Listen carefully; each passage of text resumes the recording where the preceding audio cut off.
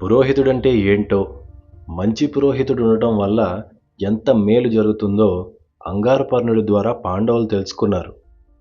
ఇక ఆలస్యం చేయకుండా అర్జునుడు ఆ గంధర్వుణ్ణే వాళ్లకొక మంచి పురోహితుడు ఎక్కడ దొరుకుతాడో సలహా ఇవ్వమని అడిగాడు. ఇక్కడ దగ్గరలో ఉత్కోచక తీర్థం ఉంది. అక్కడ దేవల మహర్షికి చిన్న తమ్ముడు, ఆఖరి తమ్ముడు అయిన ధౌమ్యుడని ఒక మహర్షి ఉంటాడు. ఆయన ఈ తీర్థంలో తపస్సులో ఉన్నాడు. ఆయన మీకు ఉత్తమమైన పురోహితుడవుతాడని సలహా ఇచ్చాడు. వాళ్ళు అలాగే వెళ్ళి ఆయన్ని అభ్యర్థిస్తే ధౌమ్యుడు సంతోషంగా పురోహితుడిగా ఒప్పుకున్నాడు. అప్పుడు పాండవులకి ఏదో గొప్ప సంపద పొందేసినట్టు ఆనందం కలిగి ధైర్యం వచ్చి అప్పుడు పాంచాల దేశ నగరానికి బయలుదేరి వెళ్ళారు. దారిలో చాలామంది బ్రాహ్మణులు కలిశారు. వాళ్ళు కూడా పాంచాల దేశానికే వెళ్తున్నట్లు చెప్పారు. అక్కడ స్వయంవరం జరగబోతోందని, అందానికే పేరు పెట్టేలాగా ఉన్న ద్రౌపది కోసం ఎక్కడెక్కడి రాజులో వస్తారని చెప్పారు. వాళ్ళ ఇచ్ఛ నెరవేరటానికి బ్రాహ్మణులకి దానాలిస్తారు. వాళ్లతో వ్రతాలు హోమాలు చేయించుకుంటారు. అవి గొప్పగా పుచ్చుకునేందుకు ఈ బ్రాహ్మణ సమూహాలు వెళ్తున్నాయి. వారితో చేరి పాండవులు ధౌమ్యుడు వెళ్ళారు. ఇక్కడ పాంచాల నగరంలో ద్రుపదుడికి పురోహితుడు చెప్పిన మాట పట్టుకుంది. పాండవులు బతికే ఉండొచ్చని, కాబట్టి ఎలాగోలా అర్జునుడికే ద్రౌపదిని ఇవ్వాలని అనుకున్నాడు. కానీ ఎలా? వేరే వాళ్ళకి ఇవ్వకుండా ఎలా? అందుకని స్వయంవరంతో పాటు ఒక పోటీ కూడా పెట్టాడు. సాధారణంగా ద్రౌపదికి ఎవరు నచ్చితే వారి మెడలో మాల వేసి వరించవచ్చు. కానీ ద్రుపదుడికి అర్జునుడికే ఇవ్వాలని ఉంది కాబట్టి వంచరాని ఒక బలమైన ధనస్సు చేయించాడు. ఆకాశంలో ఒక మత్స్య యంత్రాన్ని పెట్టించాడు. యంత్రం అంటే దాని శక్తితో అది కదిలేది.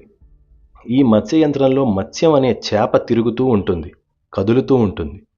కింద నీటితో ఒక చిన్న ఏర్పాటు చేశాడు. ఆ నీటిలోకి చూస్తూ పైకి కొట్టేంత బలము, నేర్పు, ఒడుపు కేవలం అర్జునుడికి ఉందని నమ్మకం. అందుకని అలాంటివి చేయించాడు. ఒకవేళ వేరే వాళ్ళు ఎంత గొప్పవారన్నా ఈ పోటీలో ముందే ఓడిపోతారలే అని ఆశ. అలా ఏర్పాటు చేసి పెద్ద ప్రాంగణాన్ని నిర్మించి పెట్టి సందేశం పంపాడు. ఇలా ఆ మత్స్యయంత్రాన్ని భేదించిన వాణ్ణి వాళ్ల కూతురు వరిస్తుందని. అంటే ముందు ఆ ధనస్సుకి నారి తొడగాలి. తొడిగాక 5 బాణాలు ఇస్తారు. కేవలం ఆ 5 బాణాలు వాడే ఆ మత్స్యయంత్రాన్ని భేదించాలి. అంతకంటే ఒక బాణం కూడా ఇవ్వరు. అలా ఈ వార్త రాజులకి చేరి అందరూ బయలుదేరి ద్రుపదుడి కాంపిల్య నగరానికి వచ్చారు. అంటే రాజధానికి వచ్చారు. నగరానికి ఈశాన్యంలో పెద్ద ప్రాంగణం నిర్మించి ఈ పోటీ ఏర్పాటు చేశాడు రాజు. ప్రాకారం, అగడ్త, తోరణాలు, కట్టిన ద్వారాలు, విచిత్రమైన చాందినీతో మంటపం అన్నీ సిద్ధం చేశారు. మంగళవాద్యాలతో, సుగంధభరితమైన ద్రవ్యాలతో కైలాస శిఖరం లాంటి మంటపం కింద రాజున్నాడు. వచ్చిన రాజులందరినీ సత్కరించాడు. మణులతో కప్పిన ఆయన సింహాసనం మధ్యలో ప్రకాశిస్తోంది. రకరకాల ప్రేక్షకుల కోసం రకరకాల కుర్చీలు వేశారు. రాజుల కోసం మెరిసిపోయే బంగారు తాపడాలు మెరిసే రత్నాల ఆసనాలు వేశారు. మిగతా వాళ్ల కోసం కూడా వాళ్ళకి తగినట్లు ఆసనాలు వేశారు. వేరువేరుగా కూర్చోపెట్టారు. ఇలా తీర్చిన సభ ముందు, వచ్చిన వారి ముందు విందు, వినోదం, స్వాగతం, సత్కారం అన్నీ చేస్తూ 16 రోజుల పాటు పండగలా చేశాడు. అప్పుడు ఇక అసలు కార్యక్రమం మొదలైంది. ద్రౌపదీ స్వయంవరం రోజు వచ్చింది.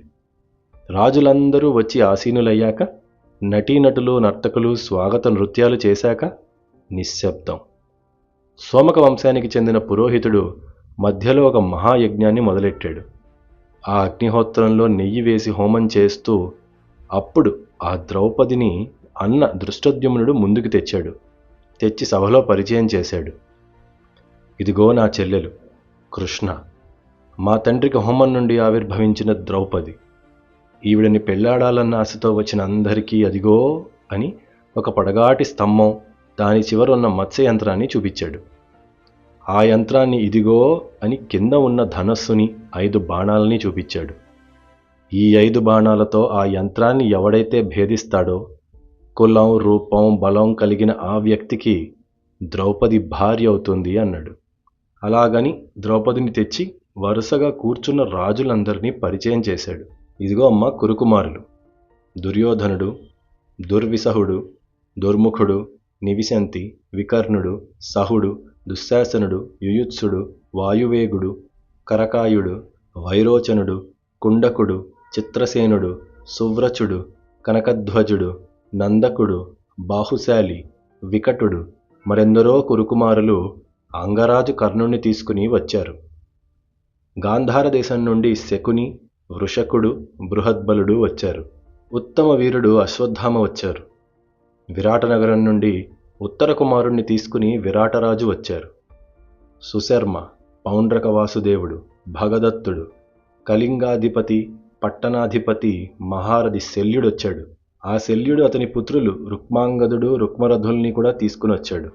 కౌరవ్యుడు సోమదత్తుడు ఆయన కుమారులు భూరి, భూరిశ్రవసుడు, శాలుడు అన్న వారిని తెచ్చాడు. కాంభోజరాజు సుదక్షిణుడొచ్చాడు. వాసుదేవుడు కృష్ణుడు, రౌక్మిణీయుడు బలరాముడు, సాంబుడు, సింధుదేశపు రాజు జయద్రథుడు వచ్చారు. శిశుపాలుడు, జరాసంధుడు వచ్చారు. ఇలా ఇంకా ఎందరో వచ్చారని సభకి ద్రౌపదిని పరిచయం చేశాడు. ఇప్పుడిక మత్స్యయంత్ర భేదన ప్రక్రియ మొదలవుతుంది. ఆ ద్రౌపది అందాన్ని చూసి అప్పటిదాకా మిత్రులైన వారు కూడా శత్రువులుగా పోటీ పడేందుకు సిద్ధపడుతున్నారు. తను వారికే దక్కాలి అన్న కోరికతో అందరూ ఉత్సాహపడ్డారు. అప్పుడు ఏం జరిగింది? పోటీ ఏమైంది? ఇంతకీ అర్జునుడెక్కడా? నెక్స్ట్ ఎపిసోడ్లో వినండి.